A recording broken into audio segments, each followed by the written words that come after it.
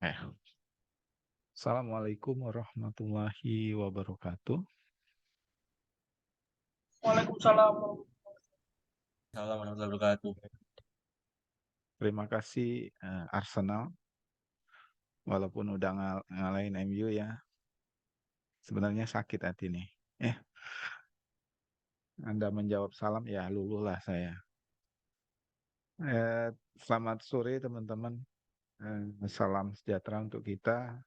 Syukurlah pada hari ini kita masih jumpa walaupun dalam daring. Maaf sekali jika perkuliahan yang harusnya luring ya tatap muka, namun saya berhalangan hadir di jam 1 dan tidak memungkinkan juga kelas digabungkan dengan kondisi ruangan yang mungkin tidak cukup, belum bisa diperkirakan cukup atau tidak ya. Dan saya juga berhalangan untuk secara luring ya, karena ada beberapa kegiatan ya, sehingga daring ya. Tapi bukan saja bukan bukan maunya ataupun bukan kenapa nggak daring terus atau kenapa nggak luring ya, tapi karena ada beberapa sebab ya. Untuk berikutnya pertemuan nanti terkait daring atau luring akan saya informasikan di GCR ya.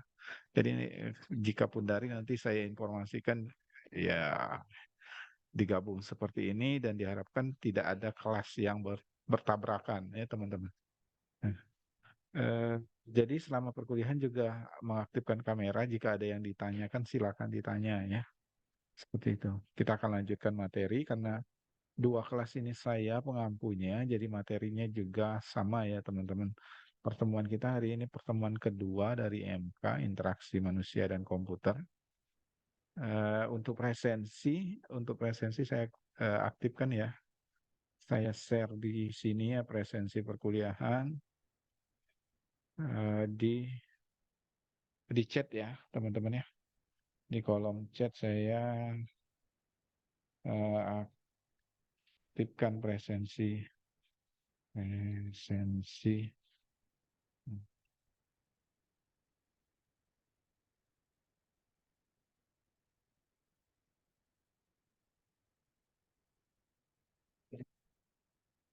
Silakan presensi ya teman-teman ya. Namun setelah presensi jangan juga uh, uh, hilang ya. Jangan hilang karena untuk kepentingan presensi saja. Tapi serap ilmunya ya, seperti itu ya.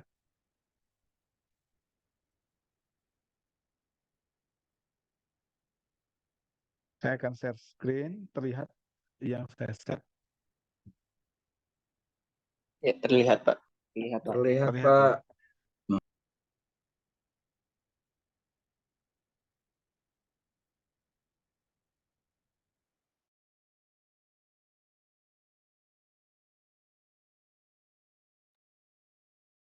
Ini slide kita yang kita bahas sebelumnya, pengantar IMK yang hari ini, kemudian kita akan bahas dari masing-masing komponen dari IMK. IMK atau kata lainnya Pak, dari itu gimana? belum dibuka, Pak, kayaknya, Pak. Presensinya. Hmm? Presensinya Presensi belum belum dibuka. dibuka. Saya buka nggak? Oh, Ini nggak bisa. iya ya. Oh ya, silakan. Bapak sering kayak gitu ya. Nah, ya. Oke ya. Sudah bisa diakses ya. Ini yang bergabung. Nah, kita akan bahas setelah minggu lalu bahas IMK, interaksi manusia dan komputer ya. Hari ini kita akan bahas masing-masing dari komponennya, yaitu yang pertama human atau user atau manusia. Nah, interaksi manusia dan komputer atau HCI, Human Computer Interaction. Nah, ini bagiannya terdiri dari H, itu manusia. Kenapa kita bahas manusia, teman-teman? kenapa di mata kuliah ini kita ada apa dengan manusia? Apa yang Anda ketahui? Apa kaitannya dengan IMK manusia itu? Boleh? Ada yang bisa jawab?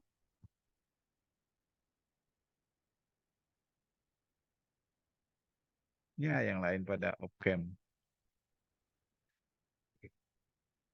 Kenapa perlu kita harus melakukan pendekatan manusia di dalam kita mengembangkan sebuah sistem?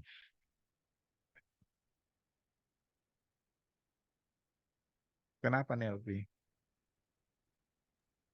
Karena biasanya sistem itu untuk menggantikan pekerjaan manusia, Pak. Mempermudah Karena pekerjaan manusia. sistem akan menggantikan manusia dan sistem mempermudah kerjaan manusia. Oke, yang resign, siapa nih yang resign? Topianto Putra Mandiri. Izin Kenapa nih? menjawab, Pak. Ya, silakan. Kalau menurut saya, ini dibutuhkan supaya kita bisa membuat sistem informasi yang eh, gampang digunakan dan mudah dimengerti oleh pengguna, supaya nanti eh, penggunanya dapat memilih produk kita, Pak. Kita sebagai software developer atau programmer, Pak. Oke, cakep jawabannya ya. Jadi kita sebagai developer eh, software atau sistem, kita harus melakukan pendekatan kebutuhan manusia, melalui pendekatan manusia. Oke, siapa tadi yang resign lagi? Carlos ya, Carlos. Ya, bolehlah Carlos. Izin Nanti menjawab, Pak. ngambil juga. Izin menjawab, Pak. Mungkin untuk jawaban saya sendiri, kenapa kita harus mengembangkan interaksi manusia ya, Pak ya, dengan komputer sendiri, Hmm, Pak ya. ya. Kalau menurut saya sendiri, Pak, alasan Sudah dia. Ya, maaf, Pak, silakan. untuk saya sendiri, Pak, karena saya baru mengambil mata kuliah IMK-nya itu minggu-minggu ini, jadi minggu kemarin saya belum masuk IMK-nya, Pak, mata kuliah IMK. Hmm. Nah, berikutnya jangan bolos lagi. Oke, siap, Pak. Ya, gimana? Jadi kalau menurut saya, Pak, kenapa kita harus mengembangkan itu? Yang kita tahu juga, untuk zaman sekarang teknologi sudah semakin canggih. Eh, Kenapa kita harus mengembangkan? Karena agar kita bisa tidak apa maksudnya tidak harus mengeluarkan tenaga lebih untuk melakukan suatu pekerjaan yang kalau menurut saya agak berat untuk seorang manusia. Alasan saya seperti itu, Pak. Karena kita mengembangkan sistem agar apa tadi tidak berat. Eh, bisa bisa agar manusia tidak harus mengeluarkan tenaga lebih dalam mengerjakan suatu pekerjaan yang berat, Pak. Oh, agar manusia tidak melakukan pekerjaan yang berat lebih dengan adanya sebuah sistem. Nah, makanya perlu pendekatan yang namanya manusia, karena sistem kan adalah manusia yang akan mengoperasikannya, ya kan? Ya, seperti itu ya. Benar sekali ya. Terima kasih dari 3 yang menjawab ya. Di minggu depan kita bahas komputer, kemudian kita bahas interaksi.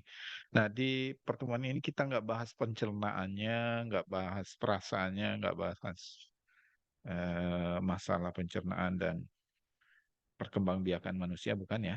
Tapi lebih ke teknis bagaimana, kenapa, apa hubungannya manusia dan sistem ya. Nah, jadi manusia itu pada dasarnya ya, kita lah orangnya ya. Kita lah makhluk hidup, ciptaan Tuhan, salah satu faktor yang menentukan efektivitas suatu sistem. Di minggu lalu juga sudah kita singgung ya, hubungannya dengan manusia, kenapa peran IMK dalam pengembangan perangkat lunak. Nah, karena manusia pada dasarnya adalah pemroses pertama. Kita yang melihat sistem, kita yang berkomunikasi dengan sistem. Kita melalui sentuhan, melalui mengklik, kemudian memasukkan perintah input ya. Kita lah manusia. Manusia adalah salah satu faktor yang menentukan suatu sistem tersebut efektif atau tidak. Ya kan? Sistem Anda, sistem yang Yang efektif kan pasti akan terus digunakan, terus mudah digunakan, mudah dioperasikan. Kalau yang tidak efektif, ya pasti sistemnya tidak akan digunakan, atau yang buat bingung ya ditinggalkan, ya. Nah, salah faktor yang menentukan efektivitas suatu sistem. Itulah kenapa sebuah sistem yang telah ada perlu ada peninjauan atau desain sebuah sistem itu diukur agar keefektifan sebuah sistem itu bisa dinilai. Apa perlu perancangan ulang, atau sudah efektifkah, apa yang perlu dikembangkan dari sebuah desain atau user interface dari sebuah sistem, ya. Jadi kemudian apabila dalam perancangan suatu sistem kurang matang atau kurang baik, ya, maka terdapat kemungkinan sistem tersebut tidak efektif, ya, pada waktu dioperasikannya. Kayaknya manusia, ya, kalau sebuah sistemnya tidak memuaskan keinginan, tidak memuaskan kebutuhan kita buat bingung, kita beralihlah ke sistem yang lain. Anda melakukan belanja online, tentunya Anda mencari kemudahan, Anda mencari sebuah barang, sebuah produk dari sistem jual beli online tersebut, ya. Apakah Shopee atau Lazada, ya, seperti itu dan lain sebagainya, ya, atau Tokped. Nah, itu kecenderungan dari kebutuhan manusia yang puas atas fitur atau tampilan atau interface-nya dari sebuah sistem, ya. Jadi apabila perancangan sistem kurang matang, maka toko online tersebut ditinggalkan dan beralih ke toko online yang lainnya. Begitulah, ya, apabila suatu sistem kurang baik atau kurang matang. Contohnya kurang panduan antarmuka yang tidak user friendly. How user friendly? Mudah digunakan, ya, seperti itu. Nah, ini saya tidak menjelaskan ini organ-organnya, bukan, ya. Ini contoh, ini manusia itu seperti ini, ya.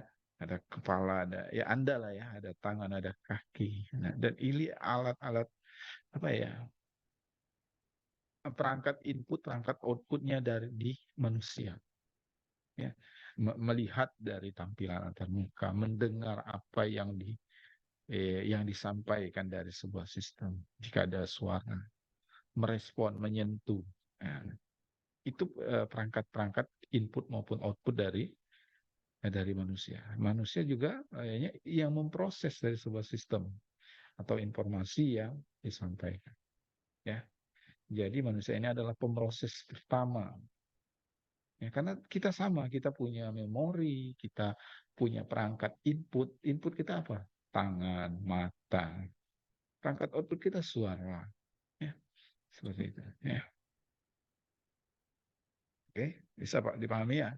Jika ada yang ditanya langsung tanyakan. Begitu juga antarmuka sebuah sistem dapat mengurangi kenyamanan pengguna. Untuk meminimalkan resiko tersebut diperlukan informasi yang cukup untuk mengenai bagaimana dibuat sistem yang efektif, ya. Jadi dalam perancangan pramuka, sebuah sistem itu harus memperhatikan kenyamanan, karena kan menjawab kebutuhan tuh. Jadi mulai dari tampilan, kebutuhan yang dicari, ya. Minggu lalu saya pernah sebutkan bahwa ke dalam sebuah situs jual beli lah, ya, baliknya. Sebuah situs jual beli, kenapa ada fitur penjualan terlaris yang sering dicari, terupdate. Nah, ada fitur-fitur seperti itu. Karena itu adalah memanjakan pengguna, memanjakan manusia untuk menjawab kebutuhan mereka. Kalau mereka mengunjungi situs jual beli tersebut, mereka akan melihat berdasarkan topik-topik tersebut yang terhangat, terupdate, produk terbaru, kemudian diskon, rating, itu kan adalah kebutuhan. Nah, desain antarmuka itulah yang harus kita buat teman-teman ya, untuk menyukupi kebutuhan dan mereka nyaman, sehingga nyaman dengan fitur ini dan tidak beralih fitur lain. Sama seperti di handphone saya hanya install satu aplikasi saja untuk toko jual beli, ya. Tidak harus saya sebutkan mereknya. Jadi karena fiturnya saya sudah nyaman dan apa yang saya butuhkan terkait menu, tampilan sudah user friendly, ya, sudah bisa digunakan. Nah, desain sebuah sistem yang efektif itu dapat dicapai dengan mempelajari aspek psikologi, ya, psikologi kognitif manusia, psikolog kecenderungan atau watak atau kebiasaan manusia, aspek sosialnya, organisasi itu semuanya berpengaruh. Makanya dalam sebuah sistem yang baik itu kan sering kalau kita mengunjungi situs sosial media itu yang berkaitan dengan kita, yang pernah kita cari, yang berkaitan dengan kita. Kita gemar bola, maka informasi bola yang sering ada di beranda seperti itu yang kecenderungan kita, yang mereka manjakan dalam sebuah desain, ya seperti itu. Sistem yang efektif dicapai mempelajari tentang aspek psikologi manusia, tentang kebiasaan, tentang kenyamanan, tentang kebutuhan, ya seperti itu. Ingat, kita itu manusia. Kita punya perangkat input output ya teman-teman ya, sama seperti sebuah sistem input outputnya audio. Kita punya istilah audio kita apa? Suara kita. Visual kita ada gerak, ya, ada visual gerakan, ya. Kemudian apa nih, cek? Izin bertanya Pak, untuk materi ini judulnya apa ya? Judulnya adalah apa ya? Oh ya, komponen atau proses dalam IMK. Proses dalam IMK, kemudian manusia. Ini ya, manusia. Topik kita, manusia atau human. Ya. Itu ya, siapa nih? Farhan. Balik lagi, informasi itu disimpan dalam memori, ya kan? Kita punya memori, kita punya daya ingat, sama seperti komputer. Kita punya kemampuan sensorik, motorik. Nah, itu kemampuan kita manusia. Informasi itu diproses dan diaplikasikan dengan cara apa? Setelah kita menerima informasi dengan penalaran, dengan pemikiran, kemudian pemecahan masalah, dan kita punya keterampilan untuk melakukannya, untuk mengoperasikan komputer, untuk menggerakkan seperti itu. Kita punya emosi, berbeda halnya dengan sebuah komputer, kita punya emosi. Itulah kenapa kita juga berbeda dengan komputer ya. Hal yang berbeda, kita punya emosi, kecenderungan. Emosi itu mempengaruhi kemampuan manusia. Nanti kita pelajari emosi, kemudian setiap orang mempunyai kemampuan yang berbeda. Itu manusia. Kita punya perangkat input, output, di audio, visual, gerak, kemampuan daya ingat, itu tersimpan di sensorik, motorik ya. Manusia, nah, M ini manusia, K ini komputer ya. Bagaimana kaitannya? Seperti ini ya teman-teman. Kita punya perangkat input mulai dari insight, hearing, touch, menyentuh, taste, smell ya. Perangkat input kita itu di manusia. Ya. Kemudian kita perangkat output, movement. Nah, kita melakukan, kita aktivitasnya ya. Itu perangkat output kita, respon kita dari apa yang kita terima. Ya. Nah, sehingga dari output kita melakukan keinginan apa dari interaksi kita dengan komputer. Gitu. Setelah saya baiknya misalkan touch, saya menyentuh perangkat handphone saya. Itu perangkat input kita ya, melalui jari sentuhan atau kulit ya. Ya, panca indera kita ya. Ya, itu menyentuh dari sentuhan, dari gerakan kita ya. Kemudian kita memprosesnya di otak kita, di memori kita. Prosesnya yang kita lakukan. Yang kita lakukan ini di komputer. Input device-nya apa? Anda menggerakkan mouse. Saya menggerakkan mouse nih. Nah, kemudian saya mengklik, saya menutup. Itu input saya ke komputer. Saya menyampaikan slide ini. Saya nyamankah informasi yang saya sampaikan? Slide yang saya gunakan? Maksud informasi yang saya ingin sampaikan? Paham? Nah, jadi saya bisa memberikan input di komputer ini. Input saya apa? Saya men-share slide saya men-share presensi seperti itu. Saya share link perkuliahan. Kenapa itu? Dari proses input saya ke komputer. Nah, seperti itu ya, teman-teman. Kemudian komputer menerima, mengolah informasi ini. Proses sehingga ada.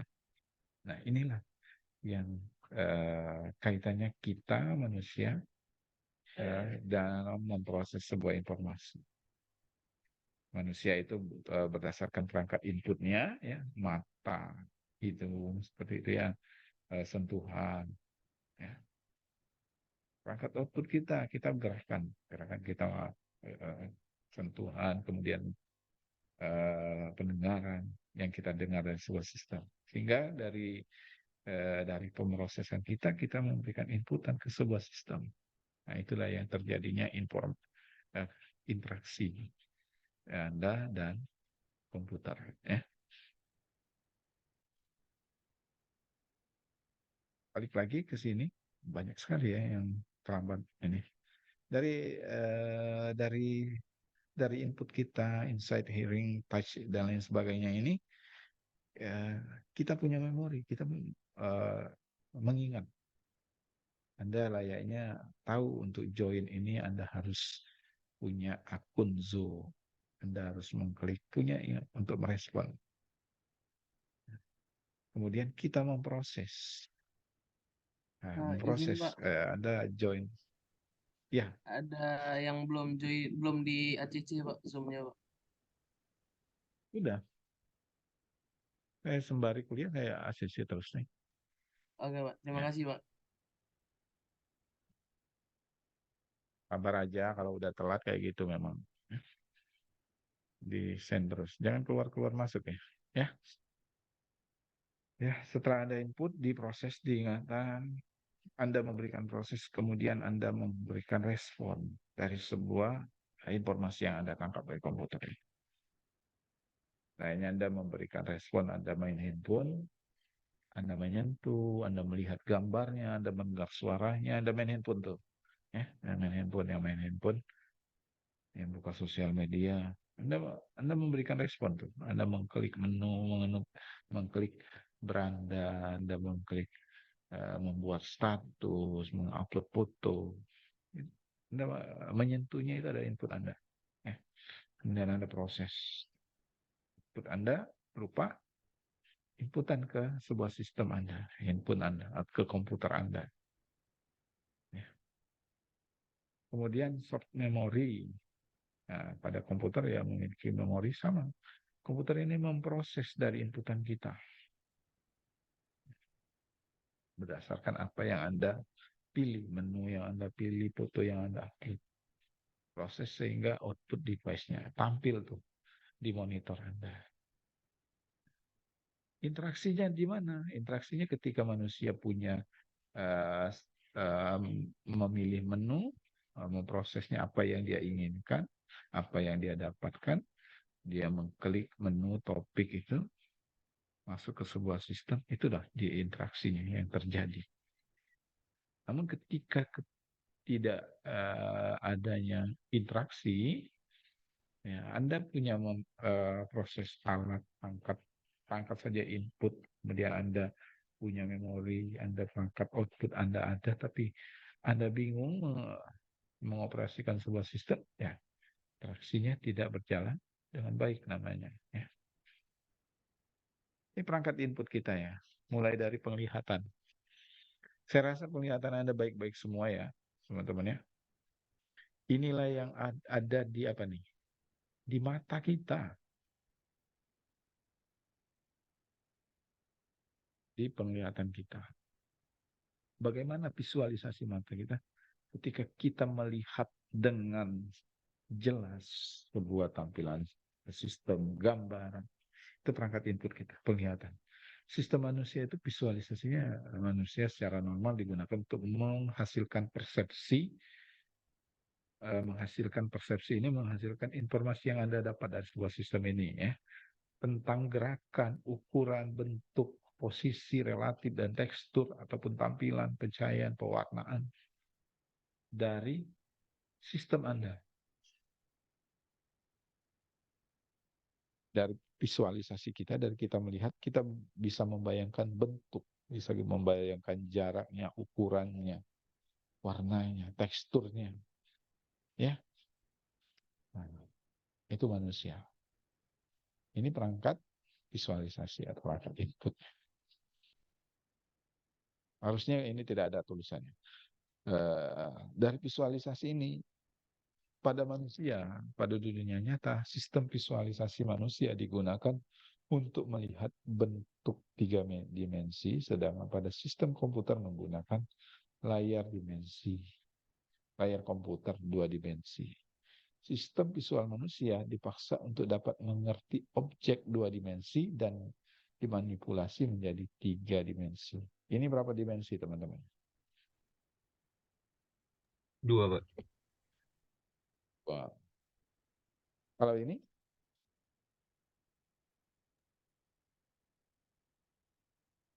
Oh, dia tetap jadi Nah, gambar sih tetap kadang-kadang 2, Pak. Tapi kelihatannya secara ininya sih 3, Pak.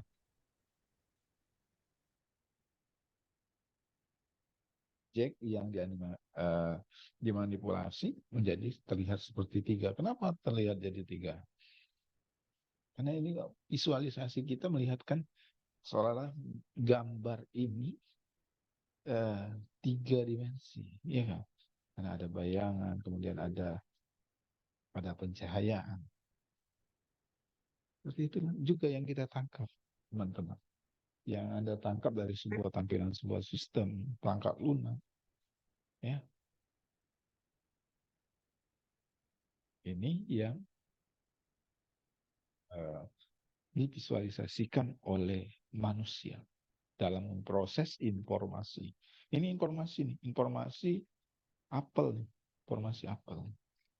Informasi ini dari ketika tidak ada pencahayaan, menyebabkan tampilan itu seperti itu ya. Sampai di sini bisa dipahami, teman-teman? Coba. Oke. Terima kasih, Bendri. Kemudian dari penglihatan manusia ada beberapa faktor yang berpengaruh terhadap penglihatan. Ya. Ada luminance, ya, yaitu jumlah cahaya yang dipantulkan oleh permukaan benda.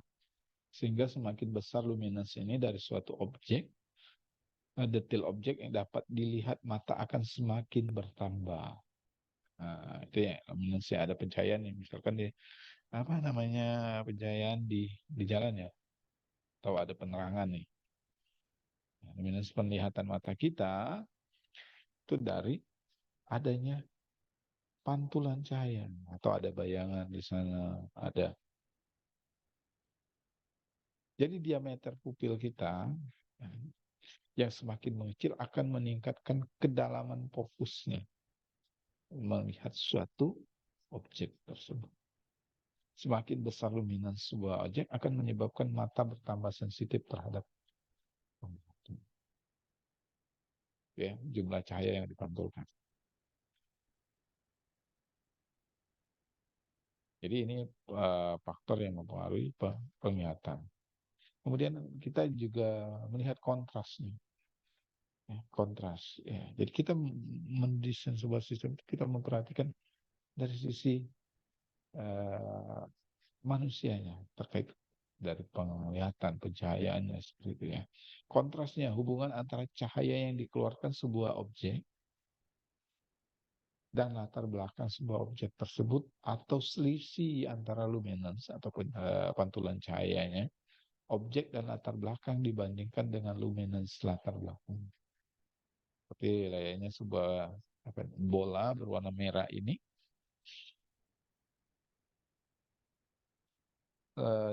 Ini dari pencahayaannya nih, yang akibat dari kontras dari pencahayaan warnanya. Latar belakang objek-objeknya ini gelap-gelap. Tapi Anda masih tetap bisa melihat warna bola-bola yang hitam ini. Karena ada pencahayaan, kontrasnya. Apalagi kontrasnya merah. Apalagi yang sebuah apel hijau, kemudian ada yang merah ini. Jadi bernilai positif jika cahaya yang dipancarkan sebuah objek lebih besar dibandingkan yang dipancarkan oleh latar. Latar hitam ini nih, latar hitam ini. Namun pencahayaan yang dipancarkan ke objek lebih besar nih. Pencahayaan ke objek ini semuanya hitam nih, ya. Semua bola ini hitam dan latar belakangnya ini hitam. Namun pencahayaannya lebih besar ke sebuah objek, sehingga membentuk sebuah bola-bola yang terlihat sampai yang ke ujung dibanding yang dipancarkan ke latar. Objek yang sesungguhnya akan tampak. Bernilai negatif jika cahaya yang dipancarkan sebuah objek lebih kecil dibandingkan yang dipancarkan oleh latar. Seperti pada gambarnya. Novita Utopia, oke. Nah. Kemudian dari penglihatan kita, kemudian dari sudut ketajaman, sudut dan ketajaman didefinisikan sebagai sudut yang dibentuk objek dengan mata. Kayaknya Anda memandang monitor Anda saat ini. Kalau Anda melihat aplikasi handphone Anda, komputer Anda. Ketajaman penglihatan dari sudut pandang kelihatan kita ketika melihat sebuah objek dengan jelas. Begitu juga dengan sistem. Ketika mau membuka sebuah sistem, sudut pandang ketajamannya itu akan fokus kemana tuh penglihatannya. Jelas tuh. Harus jelas nih objek-objek, tampilan-tampilan sebuah menu.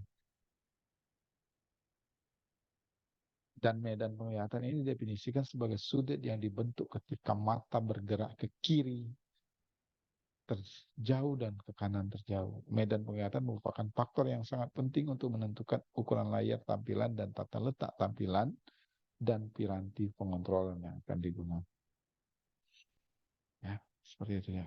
Nah, itulah kenapa ada misalkan contoh sederhananya pembahasannya ya, kenapa sebuah sistem itu close-nya atau keluar dari aplikasinya itu di sudut kanan atas.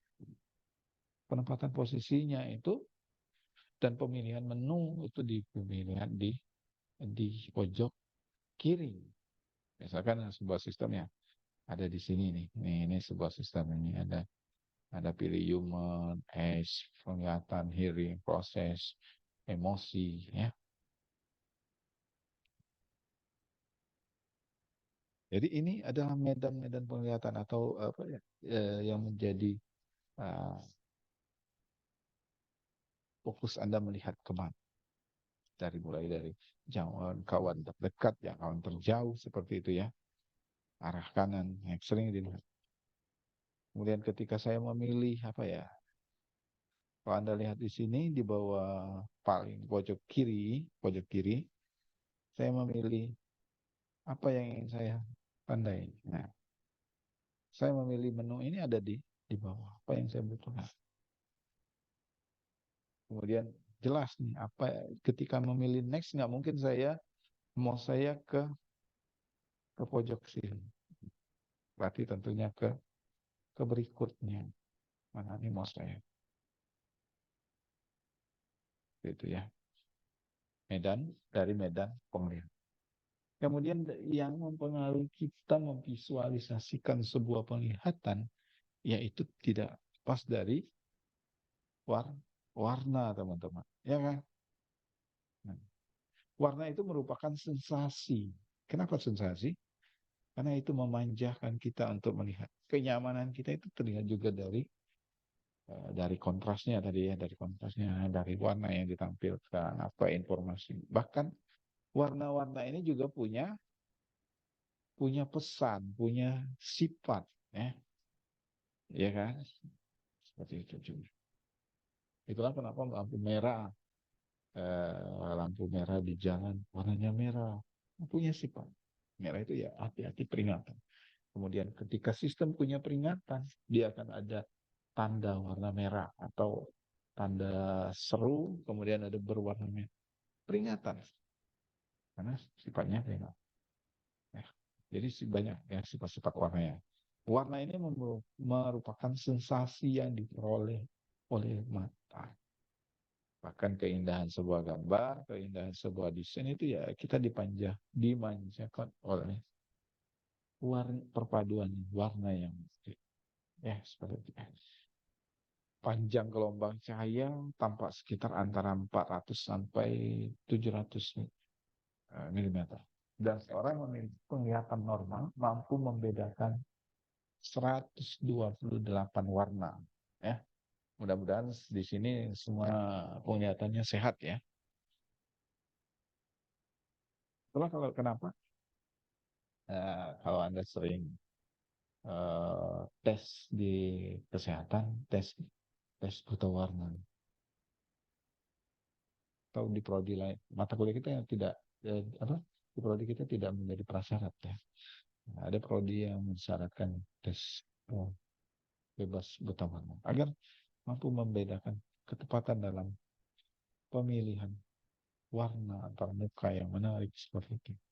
Penggunaan warna yang tepat akan membuat tampilan sebuah desain Anda jadi lebih menarik.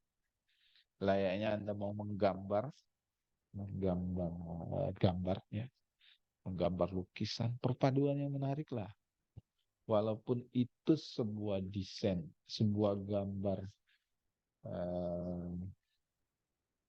dari pelukis terkenal, ya. Kemudian Anda adalah mengikuti lomba mewarnainya. Jadi yang dipilih adalah bukan berdasarkan konteks gambarnya. Udah sama gambarnya, tapi warnanya yang menarik, perpaduan. Dan sebuah sistem itu ya dari penggunaan warna yang tepat juga. Yang tidak terlalu kontras, yang tidak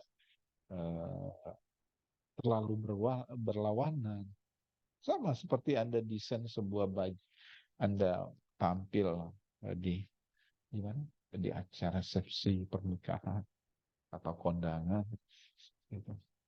Anda pergi keluar, atau Anda malam mingguan lah ke rumah si doi Carlos, Anda pasti akan melihat perpaduan warna antara baju Anda dan celana Anda,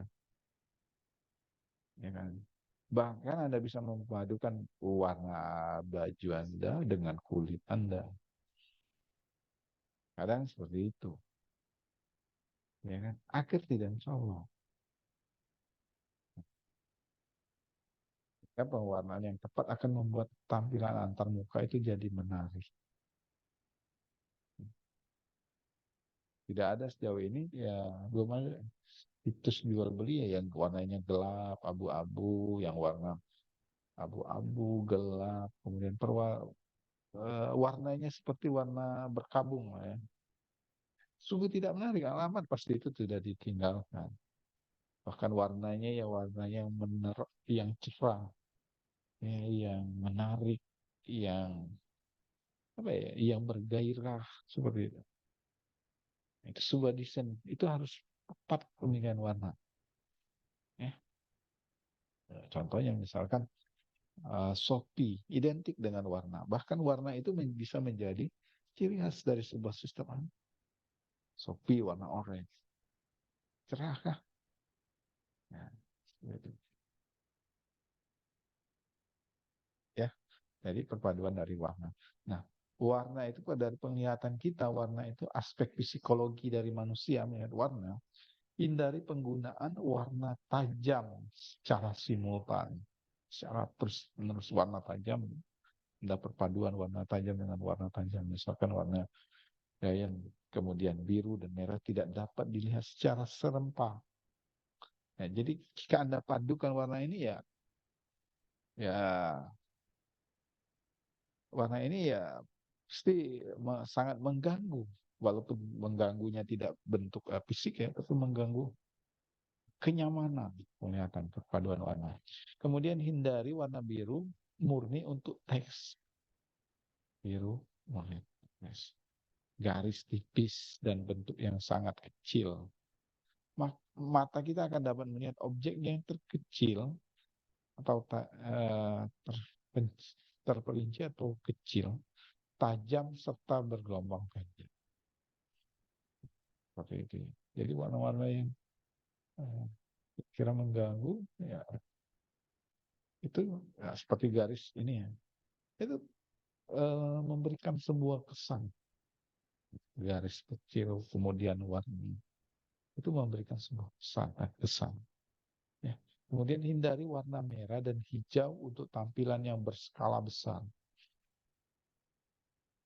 Anda gambarkan saja sebuah gambar, kemudian gambar itu Anda padukan dengan warna-warna yang aspek yang harus dihindari. Tentunya dari warna ini ya perpaduan warna ini yang harus Anda hindari. Pasti dan perpaduan Anda ini juga Anda akan menyimpulkan hasil yang sama, bahwa ini tidaklah membuat Anda nyaman. Ya kan? Ketika pesan tersebut dipertegas, diberikan warna bold, hitam tebal, seperti informasi saya ini, slide saya ini. Saya berikan desain apa nih?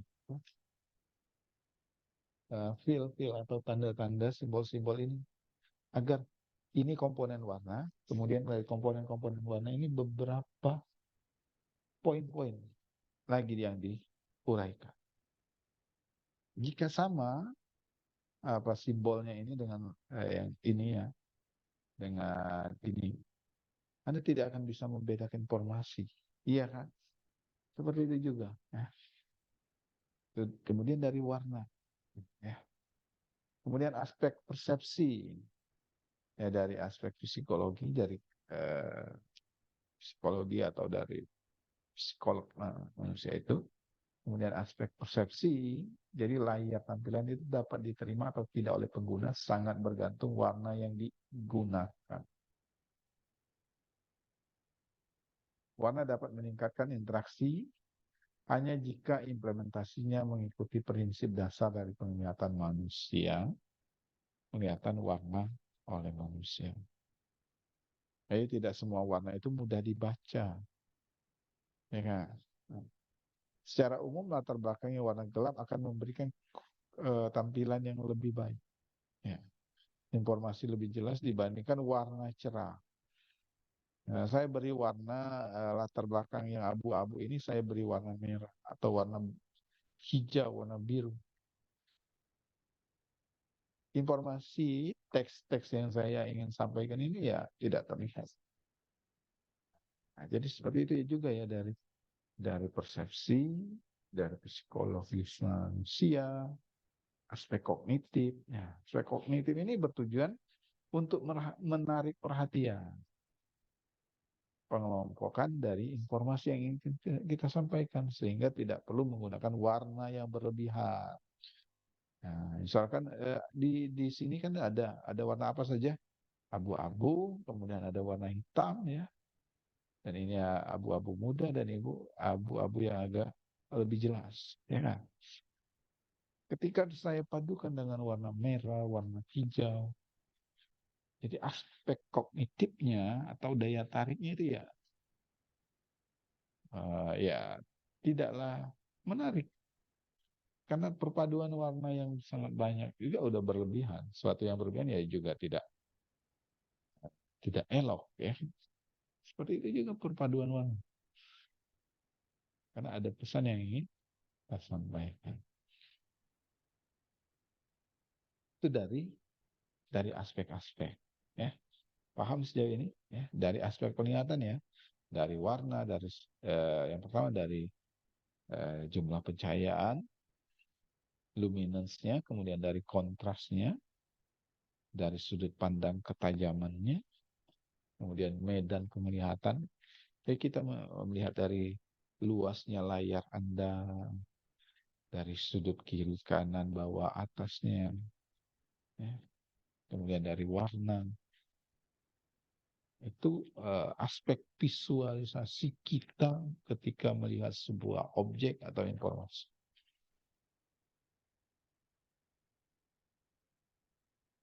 Ini apa yang Anda lihat, teman-teman?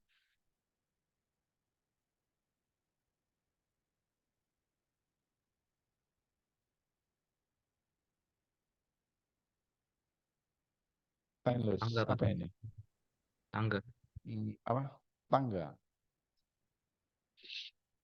Nah, jadi Anda bisa mengilustrasikan, ya. Kemudian dari perpaduan warna, kontras ini. Ya. Kemudian ini apa nih? Ini adalah sebuah rumah. Perpaduan warnanya cakep. Nggak Anda bisa menyimpulkan sebuah keadaan lingkungan di gambar. Dari langit, dari warnanya, dari pohonnya, dari dindingnya. Ya. Ini visualisasi kita ketika dari lihat dari penampilan apa luminance-nya, dari kontrasnya, dari sebuah informasi yang saya sampaikan ini, dari gambar ini ya, dari warnanya.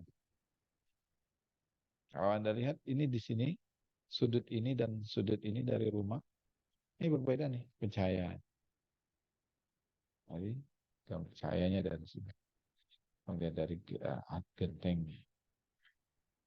Bagaimana apa yang dilakukan ini? Kontras dari warnanya ada bayangan di sini nih.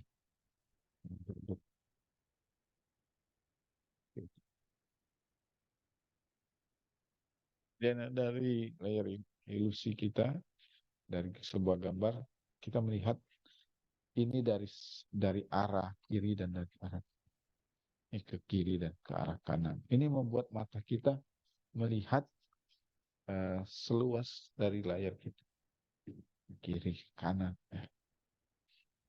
Kemudian dari itu dari penglihatan ya, kita baru bahas penglihatan. Di sini ada pendengarannya bermasalah. Tidak, Pak. Enggak ya. Mudah-mudahan sehat semua ya pendengarannya ya. Nah, dari pendengaran ini ya. Media suara itu dimasukkan untuk memberikan umpan balik. Suara dari aplikasi smartphone Anda, video yang Anda tonton atau sistem yang Anda rancang ini memberikan respon nih. Memberikan suara. Itu memberikan umpan balik kepada pengguna meskipun banyak program aplikasi yang memberikan yang memanfaatkan suara pendengar sebagai sarana interaksi. Anda suara dering handphone Anda ya untuk memberikan umpan balik, memberikan respon. Lainnya sebuah sistem ya, contohnya sederhana sebuah sistem ada misalkan sistem Anda. Kemudian ada peringatan nih. Anda menginputkan data, kemudian Anda lupa menginputkan sebuah informasi. Ya, satu informasi yang belum Anda inputkan. Kemudian ada peringatan, tang bunyi ya, seperti itu ya. Atau macamlah bunyinya ya, atau peringatan. Itu kan Anda memberikan, sistem tersebut memberikan sebuah informasi. Ataupun dari sebuah desain Anda ketika menginputkan data, kemudian apakah yakin Anda ingin menyimpan data ini? Itu dari pendengaran kita, baik itu memberikan suara, apakah data akan disimpan, yakin ingin disimpan, apa yakin untuk dihapus, seperti itu ya. Dari suara pendengaran kita untuk memberikan respon. Kemudian manusia kebanyakan dapat mendeteksi suara dalam kisaran frekuensi 20 Hz sampai 20 kHz ya. Kalau lebih dari sini ya mungkin Anda kalong. Kalau Anda lebih dari ini ya apa ya? Elang ya. Udah tajam sekali pendengarannya.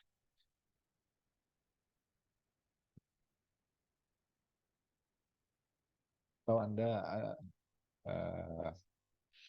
kita rata-rata ini pendengaran normal kita. Kalau pendengaran kita dalam frekuensi ini tidak dengar, ya mungkin banyak itu kotorannya yang tersumbat. Ya nggak karuas. Nah, makanya kalau ini tidak nyampe frekuensi ini, ya sering dibersihkan lah setiap minggu.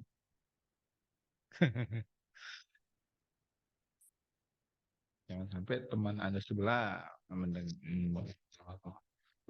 bercerita, Anda nggak dengar. Itu interaksi manusia dengan manusia, ya. Dengan sistem juga ada sistem itu memberikan informasi. Itulah interaksi, ya. Interaksinya di sana, ya. Dari visualisasi kita yang kita tangkap dari gambar, dari sistem tersebut memberikan respon suara, kita mendengar, menerima inputannya, kemudian kita merespon. Dapat peringatan, apakah Anda ingin yakin menghapus? Respon kita, umpan balik kita apa? Iya, saya yakin untuk menyimpan data ini. Anda klik iya, itu kan respon. Seperti itu. Kemudian penggunaan suara dan dalam interaksi manusia dan komputer memerlukan pertimbangan dan perancangan yang sama, karena suara dapat menyebabkan timbulnya kejengkelan. Ya kan? Lainnya gadget Anda. Gadget ini kan ketika Anda mengklik, kan ada sering Anda mengklik keyword Anda, apa mau berbunyi terus, atau mau cit atau bergetar terus. Seperti itu, ya. Nah, jadi kalau sebuah sistem Anda belanja, Anda mengunjunginya, Anda klik ini bunyi, Anda bingung membedakan mana sebuah peringatan, mana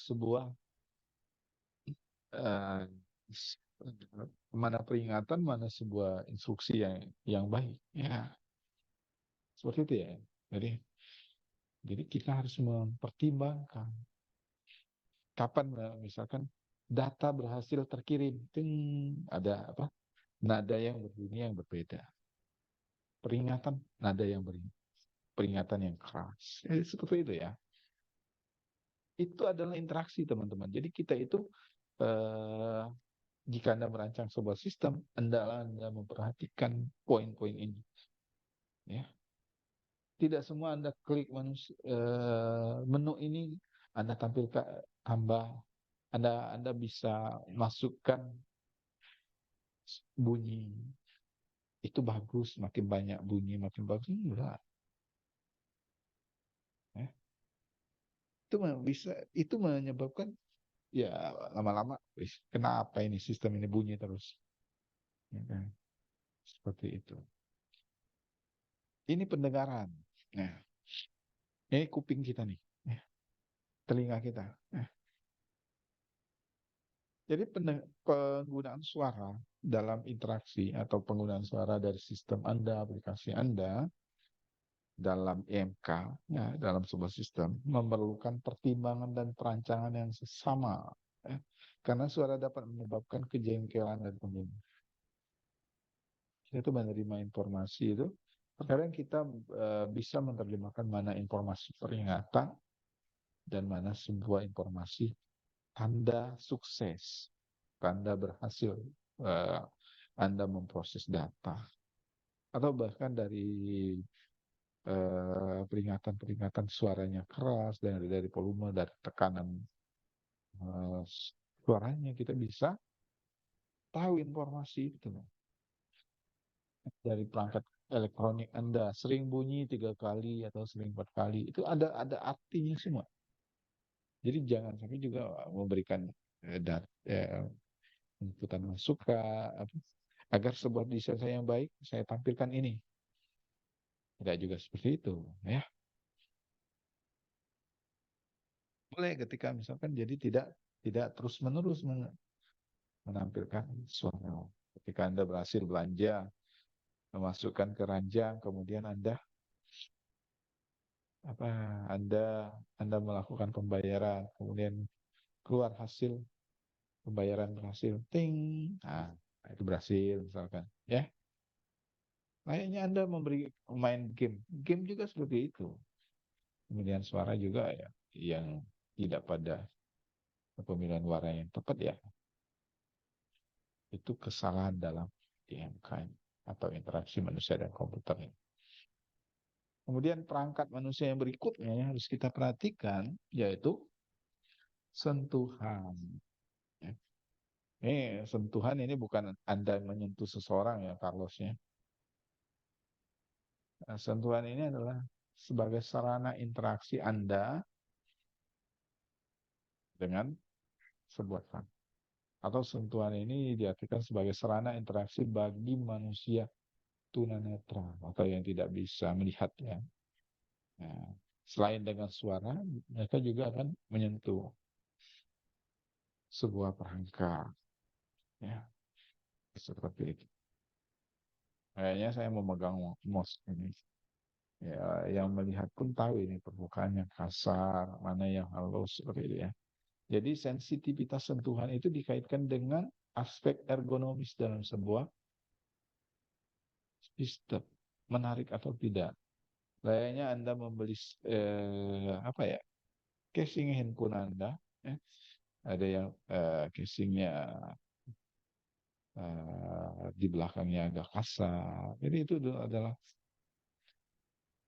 aspek ergonomis, aspek daya tarik yang membuat manusia tersebut nyaman menggunakannya. Seperti itu. Nah, dan ini bagian dari penampang atau bagian dari kulit kita. Ya, sentuhan itu kan dari kulit kita ya yang bisa menyentuh. Saya rasa Anda bisa menyentuh lah semuanya ya. Tapi kalau menyentuh seseorang ya sentuhnya adalah hatinya, bukan sentuh kulitnya. Ya. Anda mau seseorang ya, LP ke seseorang, Anda sentuh hatinya, bukan sentuh kulitnya. Kalau Anda sentuh kulitnya, pelecehan tuh. Ya. Jadi balik lagi sini ya, itu hanya apa ya, canda saja ya. Nah, sentuhan di sini, sentuhan bagi ketika Anda memegang sebuah perangkat. Anda memegang sebuah perangkat handphone atau Anda memegang sebuah perangkat apa ya, remote control. Nah, sentuhan tersebut lebih nyamannya atau daya tariknya di mana? Anda memegang stick game ya, stick game ya gampang. Stick game itu kan umumnya kita akan menggerakkan seperti ini. Di sini hanya tinggal nama semua ya, orang-orang di sini. Hanya Carlos dan Nelvi. Yang lain di mana nih? Di mana Kevin? Masih kuat Kevin? Masih Pak. Tadi sempat terputus sinyal. Ya. Setelah saya tegur, Kevin akhirnya menyalakan kamera. Sentuhannya di mana? Kevin menyentuh mouse-nya untuk mengaktifkan kamera. Tariknya kan? Nah, seperti itu ya. Itu sentuhan. Kita nggak belajar apa. Saya nggak akan nanya ini ya di ujiannya. Aspek kelenjar minyak, pori-pori keringat. Ya. Ini bagian dari penampang kulit saja ya. Untuk ini sudah dipelajari di biologi ya. Ini bagian dari ini. Tapi yang kita pelajari lebih ke aspek IMK-nya ya. Bahwa manusia itu sebuah perangkat, sebuah desain itu dari perangkat-perangkat ini. Penglihatan, pendengaran, sentuhan ya. Nah, dan sistem pengolahan pada manusia, pengolahan informasi, sistem pengolahan dari manusia ini sangat kompleks, tidak mudah dipahami dan tidak dapat direpresentasikan secara lengkap serta akurat dengan sebuah model. Dan sistem pengolahan ini terdiri dari pengolahan perseptual, intelektual atau kognitif yang kita peroleh dan pengendalian motorik. Ketika perangkat-perangkat kita, ini sensor, layaknya sensor pada diri manusia. Dari mata melihat, dari hidung mencium bau, mulut kemudian telinga, kemudian tangan atau sentuhan, mengirimkan sinyal tuh. Anda coba kubit saja, apa namanya, cubit saja daging Anda, tangan Anda, rasakan. Kemudian mengirimkan respon apa ke memori card untuk memproses informasi yang didapat ketika Anda mencubit badan Anda akan merasakan sakit, responnya sakit. Kemudian pemahaman Anda bahwa saya melakukan ini adalah sakit. Kemudian sinyal-sinyal ini ya, contoh lainnya sinyal ini memberikan pemahaman apa yang Anda sentuh, apa yang Anda lihat. Nah, masuk tuh ke short term memory Anda. Aspek Anda, respon Anda dari sistem tersebut apa aspeknya? Kemudian memanggil dari recall dari apa yang Anda dapat. Itu di long term memory. Sehingga apa informasi yang Anda dapatkan, motor sensor Anda menghasilkan respon apa untuk melakukan respon berikutnya. Dari Anda mengklik sebuah tampilan, Anda melihat, kemudian masuk ke paham Anda apa yang diinginkan dari sebuah sistem ini. Anda mengklik lagi menu, Anda menginputkan data. Itulah perangkat-perangkat sistem pengolahan pada manusia. Nah, jadi kemudian apa hubungannya dengan manusia dan komputer? Dia nih manusia. Dari aspek-aspek tadi ya, perceptual, intelektual, kontrol motorik itu masuk ke memori. Kaitannya memori kita untuk meresponnya. Ya. Ini perangkat sensor kita ya. Perangkat sensor kita ya. Sensor kita dari mata, hidung, mulut, telinga, sentuhan. Nah, sensor kita. Kemudian masuk di persepsi kita bagaimana kita mempersepsikan sebuah gambar, informasi yang kita dapat, kemudian respon kita. Ya. Respon kita kemudian memberikan masukan ke piranti masukan. Piranti masukan ini ya yang berkait sudah ke perangkat komputer ya. Dan inilah terjadi interaksinya ketika tangan saya mengklik keyboard, menggerakkan mouse. Nah, itu di komputer teman-teman. Nah, ini mana nih mouse saya? Di komputer. Ini perangkat ya keyboard Anda, mouse Anda. Ya, mengontrol masuk di komputer. Kemudian diproses, kemudian komputer memberikan tampilan lagi. Sehingga keluar piranti keluaran. Kayaknya Anda ingin membuka siakat. Anda membuka siakatnya. Semalam tadi Anda pasti sibuk dengan sistem akademik Anda. Anda mengecek KRS Anda. Anda mengajukan validasi ke dosen wali Anda. Ya kah? Itu yang Anda lakukan. Anda melihat mudah Hidup, nih Pak. Anda menggunakan ya, Anda mudah menggunakan sistem akademik Anda. Anda dapat mempersepsikan, dapat intelektual motorik Anda, kemudian Anda mencerna informasinya dari memori Anda, kemudian Anda memberikan respon. Ada mata kuliah yang harus saya rubah, ada mata kuliah yang harus saya entry, kemudian Anda merespon lagi, Anda ajukan validasi ke dosen wali. Melalui apa interaksi Anda? Interaksi Anda ya mengklik mouse, kemudian mencari mata kuliah yang klik keyboard ya. Anda masukkan ke sistem komputer. Ke sistem komputer ya melalui tampilan antarmukanya ya sistem informasi akademik Anda. Kemudian sistem tersebut memproses data Anda. Anda telah mengambil mata kuliah interaksi manusia komputer dengan kode yang benar. Memori dari komputer itu. Kemudian luarannya ketika Anda nanti melihat nama Anda terdaftar di mata kuliah ini. Ke pengontrol keluaran. Kemudian Anda selesai mata kuliah ini atau Anda melihat KRS yang Anda ambil di semester ini. Itu luarannya. Inilah yang terjadi ya teman-teman. Sistem interaksi kita manusia dengan komputer. Nah, aspek-aspek inilah yang kita pelajari. Ya. Oke, sampai di sini cukup dipahami. Ini memori manusia, apa yang dia pelajari, apa yang dia baca, apa yang dia dengarkan, bagaimana sebuah memori manusia itu eh,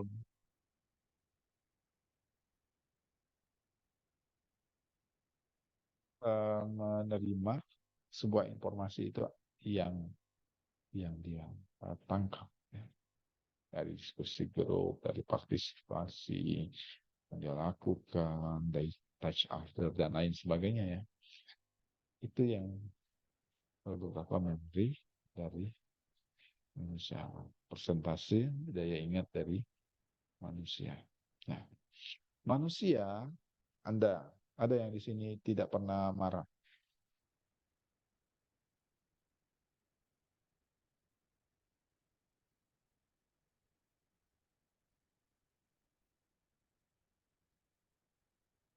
Ini adalah respon dari manusia. Seperti itu juga lah respon manusia terhadap sebuah sistem. Ada yang hanya diam, nggak tahu, bingung, maka apa. Sebuah informasi yang didapat. Manusia itu bisa marah, teriak, tertawa, senyum, cemberut, terkejut, kaget, ataupun sedih.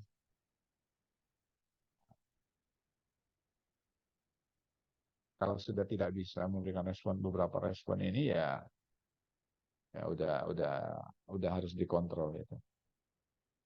Ya.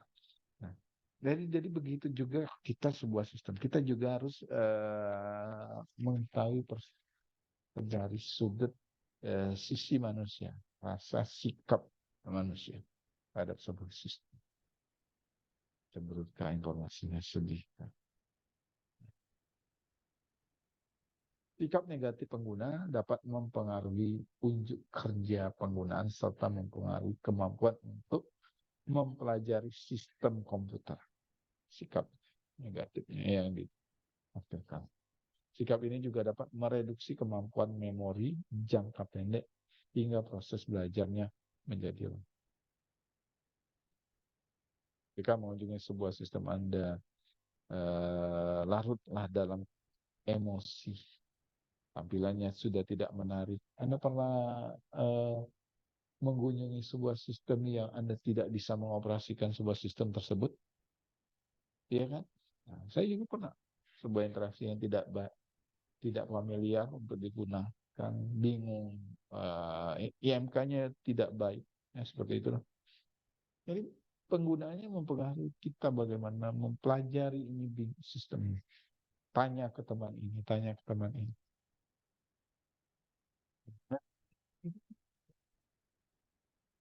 Untuk mengingat yang sulit, yang ribet. Ya. Seperti itu juga dari sikap itu mempengaruhi daya ini. Kemudian dari kecemasan ini biasanya didorong oleh ketakutan berbuat salah pada sistem ini. Pada sistem yang belum dikenal, overloading, memori jangka pendek yang detail dengan sistem dan lain-lainnya. Maka IMK salah satu tujuannya adalah antarmuka yang usability. Usability tahu? Kemampuan untuk mengoperasikan yang mudah digunakan. Yang berarti memberikan respon yang bersifat menuntun bila terjadi kesalahan. Jadi Anda, ketika ada respon yang kurang baik, Anda bisa mengatasi. Secara tidak langsung, sebuah sistem yang baik itu Anda tahu fitur langkah berikutnya. Jadi sistem itu walaupun tidak memberikan petunjuk langkah-langkahnya, Anda tahu tuh, tapi Anda terarah ke arah untuk menu berikutnya. Layaknya siapa nih sering belanja online? Made nih misalkan. Made belanja online tuh. Tahu nih barang yang Anda cari adalah jas untuk wisuda. Untuk yudisium. Nah jas ya. Belum ya ada jas untuk lamaran kan? Nah, jas untuk yudisium. Anda cari itu di pencarian. Sudah Anda klik itu. Anda tertuntunkah warnanya? sebuah jas tersebut. Anda tertentunya mulai dari ada informasi rating, respon penjual yang paling banyak laku seperti itu ya. Anda baca ulasannya. Tertuntun ke Anda informasi tersebut. Kemudian di sana ada masukkan keranjang. Ada gambar keranjang, Anda klik keranjang. Klik keranjang, ada masuk jumlah barang yang ingin Anda beli. Nah, Anda klik turun ke bawah, naik ke atas, pilih 1 buah, Anda masuk. Kemudian digeretlah, ada informasi di pojok atasnya adalah keranjang Anda, gambar keranjang sudah terisi. Respon Anda secara tidak langsung, Anda sudah dituntun sistem tersebut untuk melakukan pembayaran dari belanja yang Anda masukkan keranjang. Anda klik keranjang Anda, tampillah harga yang harus Anda bayar. Anda klik barang tersebut, keranjang tersebut Anda mau bayar, langsung keluar. Tanpa kita pelajari kah? Ada yang di sini yang belanja saja, mau belanja online, Anda cari informasi ini. Saya rasa tidak ada. Tapi kalau Anda mau kursus sama saya, belanja online, boleh. Nah, tapi belikan saya. Jadi seperti itu ya. Jadi teman-teman. Jadi sistem yang baik itu yang usability, yang memberikan respon, sifatnya seperti secara tidak langsung memberikan arah, menuntun kita untuk menuju apa yang ingin kita tuju, menuntun kita ada kesalahan. Itu usability. Oke, sampai di sini.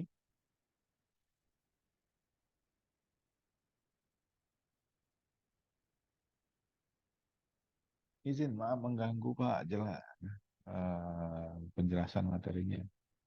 Ada beberapa mahasiswa yang diminta untuk kembali. Oke. Ada yang sudah keluar tapi tidak balik-balik lagi juga banyak ini di sini. Di sini sudah 103. Itu yang terlempar, benar-benar terlempar. Sehingga IMK-nya kurang. Karena IMK-nya kurang untuk join lagi. Karena begitu mereka keluar kan ada apa ya? Ketika Anda keluar dari Zoom, Anda keluar dari tampilan ini sehingga masuk lagi ke browser Anda. Browser Anda terkait link Zoom Anda. Harusnya IMK-nya paham dia. Mengklik join Zoom lagi. Tapi karena sudah isi presensi, ya tiba-tiba IMK-nya hilang. Interaksinya hilang. Nggak join lagi. Ya. Nah, itu ya teman-teman ya. Jadi sebuah sistem yang baik itu ya kita harus mempelajari aspek-aspek dari manusia ini. Pada dasarnya manusia itu sama seperti komputer. Kita mempunyai perangkat input, kita mempunyai memori untuk memproses, kemudian kita memberikan respon. Respon kita berupa output kita ini, responnya adalah ke input sebuah sistem. Ya. Oke, sampai di sini. Ada yang mau ditanyakan?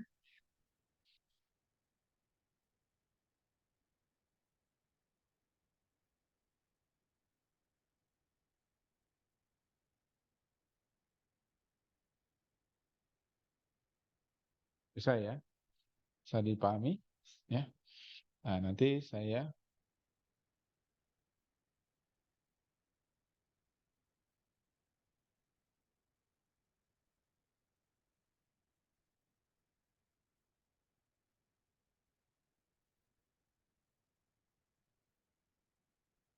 materi ini saya share.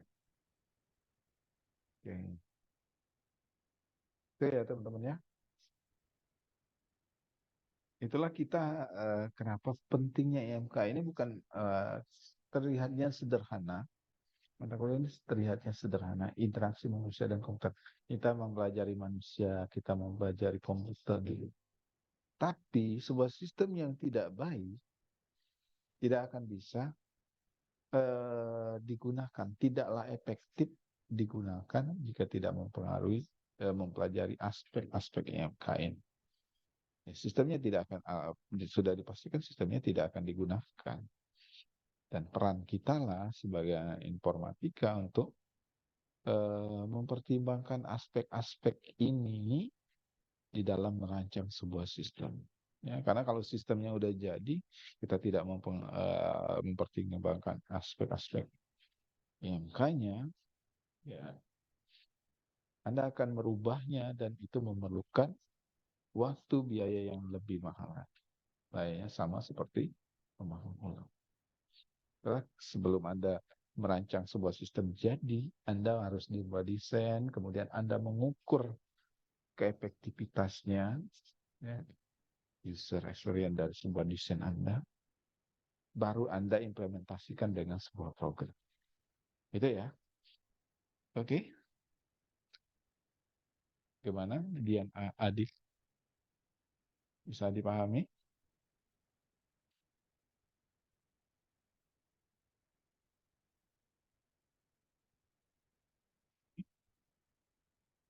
Ini IMK saya dengan Anda ini nggak berjalan dengan baik ini. Ini satu arah ini. Rata-rata pada oke, tinggal hanya nama. Interaksi kita nggak jalan dengan baik ini kalau Anda nggak ada respon. Itu adalah sebuah interaksi. Kayak Aldi ini lagi bugil nih. Gimana yang lain? Tadi pahami Berapa? ya. Moratua Putra.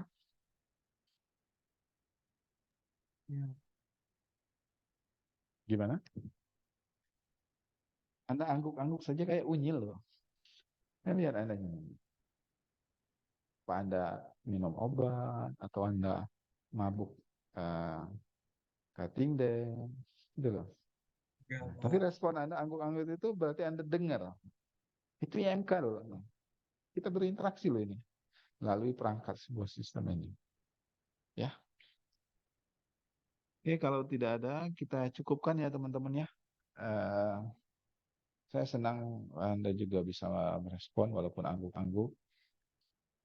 Tapi semoga aja lehernya baik dan suaranya bisa bersuara nantinya. Ya. Ya, kalau Anda senyum-senyum, berarti Anda tampak bahagia ini dari perkuliahan kita. Saya senang. Gitu ya.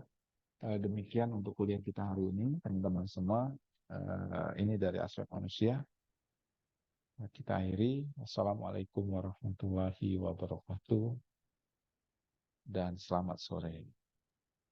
Waalaikumsalam. Terima kasih, Pak. Terima kasih, Pak. Terima kasih, Pak. Warahmatullahi wabarakatuh. Terima kasih, Pak.